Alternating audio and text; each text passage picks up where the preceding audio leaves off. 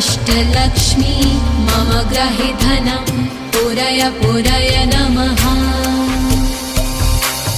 ॐ ह्रीं श्रीं क्लीं श्रीं कुबेराय अष्टलक्ष्मी मम ग्रहे धनं पुरय पुरय नमः।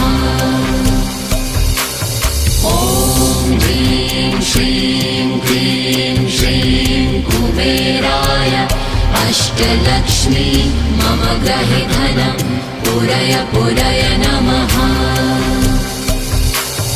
ॐ ह्रीं श्रीं क्लीं श्रीं कुबेराय अष्टलक्ष्मी मम ग्रहे धनं पुरय पुरय नमः।